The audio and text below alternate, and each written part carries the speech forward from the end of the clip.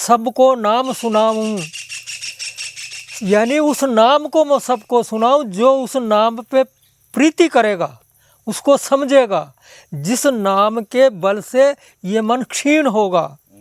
कोई सत्संग या भक्ति भाव की चर्चा चले तो ये मन उस ओर से ध्यान को खींच करके और ये विषय विकार की ओर ले जाना चाहता है।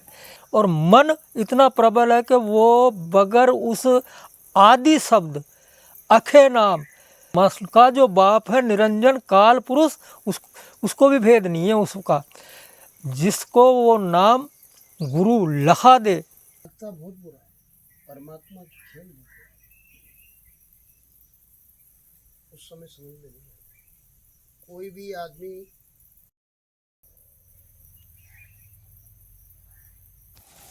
प्रणाम। पूछा है कि ये मन चंचल है और मन बस में करने का करो उपाय। तो मन को बस में करने का उपाय जो संतों की वाणी है क्या है?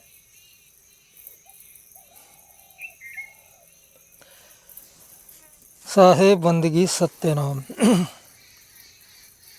गुरु के चरणन वंदन करो, सब विधिरा को लाज। हे गुरुदेव कृपा करो, और कुछ वर्णो ज्ञान कृपाल। गुरु मेरे दयाल है, सब विधि पूर्ण धाम। मन के विषय में मन बहुत बड़ा प्रबल है। मन इतना चंचल है, इतना प्रबल है कि इसको बड़े बड़े ऋषि मुनि भी काबू में नहीं कर पाए। यानी मन जो है जिस प्रकार से एक हाथी जो बिगड़ा हुआ होता है, उसकी प्रकार से ये मन भी विषय विकारों में इतना बिगड़ा हुआ है। इसकी हमेशा लालचा, इसका विषय विकारों की ओर इसका झुकाव रहता है। अगर कहीं कोई सत्संग या भक्ति भाव की चर्चा चले तो ये मन उस ओर से ध्यान को खींच करके और ये विषय विकार की ओर ले जाना चाहता है। कि जगह ऐसे उदाहरण आए और सामने भी आया, अपने भी सामने आया, कहीं जो सत्संग की चर्चा चलती है उसमें ये मन कहीं से भी कहीं ला करके इस प्रकार का विषय रख देता है जो सत्संग की एक रील चलती है उसको काट के अलग कर देता है। मन बहुत प्रबल है। मन अच्छे अच्छे ऋषि मुनियों से बस में नहीं आया। मन सिर्फ और सिर्फ सतगुरु की बताई हुई सेंध नाम सुमरन, नाम वो अपरबल एक शक्ति है जिससे मन मन से भी और अगर कोई भी बड़ा योद्धा उसको भी वो नाम क्षीण कर देता है, उसकी शक्ति को नष्ट कर देता। अब वो नाम कौन सा है, प्रश्न ये उठता है। क्योंकि उस नाम को देने के लिए, यानी संसार में सभी प्रकार के गुरु हैं और जिस गुरु की जहाँ तक की जो सीमा है, जहाँ तक जिसने जाना है, जो अनुभव किया है, और उसके जो गुरु ने सामने वाले को जितना कुछ बताया है, दिया है, उतना पावर उसके अंदर है। वो उस मन को, और मन इतना प्रबल है कि वो बगैर उस आदि शब्द अखे नाम जो 52 अक्षर से परे है, जिसको जुब्या सुमरन नहीं कर सकती, मन उसको जान नहीं सकता, बुद्धि उस पर विचार नहीं कर सकती, वो विवेक का विषय है।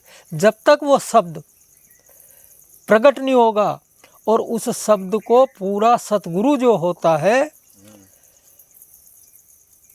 पूरा सतगुरु का तात्पर्य जो उस अनादि शब्द से जुड़ा हुआ होता है, जिस शब्द ने संपूर्ण खंड ब्रह्मांडों की रचना की है।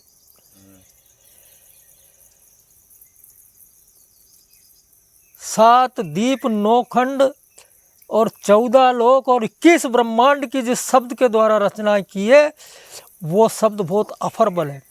उसको मन तो क्या, लेकिन मन का जो बाप है निरंजन काल पुरुष, उसको भी भेद नहीं है उसका।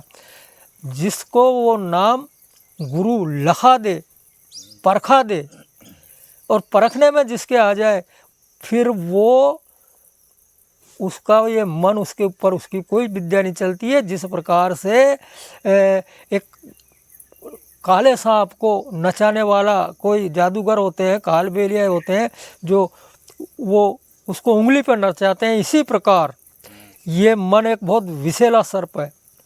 और ये विषैला सर्प निरंतर विषय वासनाओं में इसका चिंतन रहता, चित्त रहता। कभी भी अगर किसी सुंदर नारी को देख ले तो उसके ऊपर ललायित हो जाता। किसी धन दौलत को अगर ये, यानी इसकी हमेशा कामना ही कामना का विषय है मन का। अब मन से ऊपर जब उठा जाएगा, जब तक हम इंद्रिय घाट से नहीं उठेंगे, अभी हम इंद्रियों के, क्योंकि इंद्रिय और मन का एक बिल्कुल ताना बाना है। मन नहीं छोड़े इंद्रिय स्वाद और इंद्रिय नहीं छोड़े मन को। अब इसमें जो पावरफुल जो श्रुति है, अब श्रुति इस मन के दायरे में आकर के जब से ये उस आदि शब्द से बिछड़ी है और मन के साथ जब इसका नाता हुआ है, तो ये अपने आप को भूल चुकी, उस देश को भी भूल चुकी जहाँ से ये आई थी। आदि बाप से बिछड़ के बहुत गए संताप, यानी उस आदि बाप जो अनादि जहाँ से आई है, इस तीन लोक में आकर के जो माया का लोक है, मृत्यु लोक जिसे कहते हैं, ये उस अमर लोक से उतरकर और इस मृत्यु लोक में आई है। और इस मृत्यु लोक में आने के बाद ये अपना स्थान भूल चुकी, अपने आप को भूल चुकी, और इस मन के साथ लग करके और मन और श्रुति ने बहुत बड़ा संसार का विस्तार बना दिया। और ये संसार का विस्तार बना के इसमें काम, क्रोध, लोभ, मोह, अहंकार, आशा, तृष्णा, माया, परपंच, मान बढ़ाई, ये सारा परपंच इस मन के सहयोग ने इसने तैयार कर दिया। और ये जो उस परमात्मा की जो अंश है वो इस राग रंग में उलझ गई। ये मन मेवासी भया, यानी मेवासी का मतलब है कि ये इतना प्रबल हो गया मन, जो अच्छे अच्छे ऋषि मुनि साधु संतों के और तपस्या करने पर भी ये बस में नहीं आया। इस मन को बस में करने के लिए ऋषि मुनियों ने, साधु संतों ने, योगियों ने योग किया, ऋषि मुनियों ने तपस्या की, सब कुछ करा, लेकिन आखिर इसमें विफल हुए और मन ने अपना फंदा इन पे डाल ही लिया। तो मन बस करने का जो विषय है, पूर्व में बता चुके हैं कि बगैर सतगुरु के शब्द के ये मन कोई आज तक बस नहीं कर पाया। वैसे सतगुरु कबीर साहब ने आगे फरमाया है, हे साधु संतों आओ मेरे पास, सबको नाम सुनाऊं, यानी उस नाम को मैं सबको सुनाऊं जो उस नाम पे प्रीति करेगा, उसको समझेगा, जिस नाम के बल से ये मन क्षीण होगा, उस नाम को मैं आपको लखाऊंगा। लखाना और सुनाना इसमें बहुत अंतर है। वो लखाया जाता है, वो अनुभव का विषय है, वो इस दृष्टि से समझ में नहीं आता, न वाणी से आता, क्योंकि वो नाम अकाट्य है, वो अके है, शब्दों के परे है, इसलिए उसे लखाया जाता और एक इशारा दिया जाता, जिसके लिए कहा नाम नैनों में बस रहा जाने बिरला कोय, और ताको सतगुरु मिलिया वाखो मालूम होय। यानी वो नाम इस नैनों में बसा हुआ है, और जो सतगुरु सेंध लखाए, सतगुरु सेंध लखाने के बाद वो समझाए कि नाम नैनों में रम रहा जाने बिरला कोय, और ताको सतगुरु मिलियार वाको मालूम होय। यानी जिसको सतगुरु मिल जाए उसको मालूम हो, और उसकी पहचान क्या है, उसकी पहचान यानी जो कोई विवेकी अनुभवी जो संत होगा वो ये पहचान बताएगा कि झंडा रोप का गोयब का दो पर्वत के संग, साधु पिचाने शब्द को और दृष्टि कमल कर बंद। सही बात।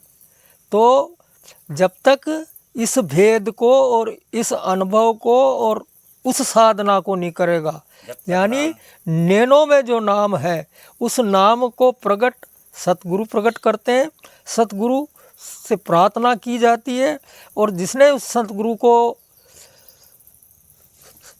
से एक दफ़े वाकिफकार हुआ, जिससे भेंट हुआ है, उस सतगुरु से जिसका नामदान हुआ है, वो चाहे लाख कोस पे गुरु बसे, लेकिन हमारी सुरती बार बार उनके चरणों में जाना चाहिए। हर दफ़े जब हम प्रार्थना करें, वंदना करें, उनके चरणों में हमें वंदन करना चाहिए और वंदन और प्रार्थना करना चाहिए। तो उनकी कृपा से हमारे अंदर वो एक ऊर्जा प्रकट होती है, और वो ऊर्जा ही सतगुरु का स्वरूप है। वो उस नाम को लखाते हैं, और फिर ये मन, और जब नाम लिखने में आ जाता तो ये बिल्कुल निर्मल हो जाता मन, और इस मन का जो स्वभाव कौवा जैसा है ये स्वतः ही हंस रूपी हो जाएगा, और विषय वासनाओं से हट जाएगा, काम वासनाओं से हट जाएगा, लोभ लालच से हट जाएगा। लेकिन सुमरन अति आवश्यक है। सत्संग और नाम सुमरन, जो उस नाम को जो सतगुरु देते हैं, जिस नाम से नाम से राम कृष्ण भय सो ही नाम जप लीजिए, जिस नाम से राम कृष्ण खंड ब्रह्मांड की रचना हुई है। नाम का भेद तो कई शास्त्रों में आया। 5 नाम जो आदि शक्ति ने और काल पुरुष ने जो मिलकर के जो काया में डाले, उन 5 नामों में अटका हुआ है हर ज्ञानी, अच्छे अच्छे ज्ञानी। 5 नाम की अटक बछेरी, आगे है वो देश हजूरी, यानी वो देश हजूर का देश इन 5 नाम से परे है। ठीक है। तो इसीलिए उस महापुरुष महान संत जो उस अखंड नाम से जुड़ा हो, उससे जिसने नामदान लिया है, उनकी कृपा से वो उस नाम को प्रकट कर देते हैं। जिसके वो नाम प्रकट हो जाए, उसके ये सारे विषय विकार नष्ट हो जाते हैं।